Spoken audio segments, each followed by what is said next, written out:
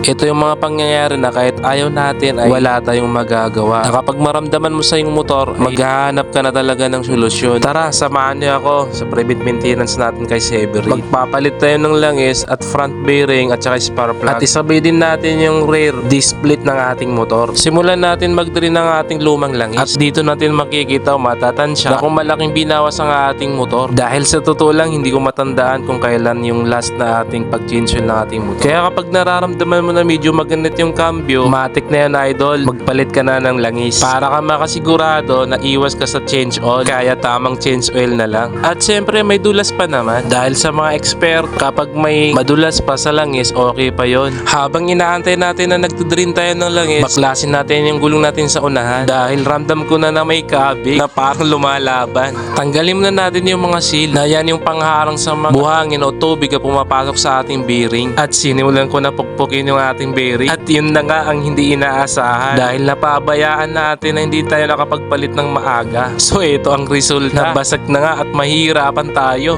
Pero basic lang yan mga idol. Panoorin nyo to yung gagawin ko, yung mga technique na pwede natin gamitin pag wala tayong pulit o di kaya special tools. Pagkatapos ko tanggalin yung kabila niya, maglalagay tayo ng grasa doon mismo sa bearing na nabasa na natanggalan ng bulitas. Sabay gumamit tayo ng long at ibalik natin yung bulitas. Sabay ibalik natin yung bushing ng bearing at ikutin natin ng dahan-dahan yung mga bulitas at para kumapit sa bushing. Pagkatapos niyan ay pukpukin natin hanggang sa lumabas at matanggal yung bearing na nabasag. At effective naman mga idol na kahit hindi tayo gumamit ng welding or puller o di kaya special tool, pero na kaya natin tanggalin. At syempre pinalitan ko na kaagad ng bagong bearing para gumanda yung handling ng ating manobela. At isunod natin yung kabila niya at para may kabit natin kaagad pagkatapos para swabe ang ating motor na hindi na lumalaban. Sabay balik natin yung drain plug para makapaglagay tayo ng bagong langis. At syempre gamit ko dito kay Severy yung Honda Gold dahil subok ko na rito. At halos lahat talaga ito lang yung nilalagay ko dito kay Severy. Baklasin natin ating fairing para makapagpalit din tayo ng spark plug dahil sobrang tagal din natin hindi nakakapagpalit ng spark plug. At sa ganun wala tayong problemahin kung may biglaang na long ride at ready tayo. At binalik ko na at nilagay ko yung bagong spark plug NGK brand na made in Japan. At pagkatapos natin ng isalpa, doon naman tayo sa panglikod na ating gulo para mapalitan natin ng display dahil umiingay na parang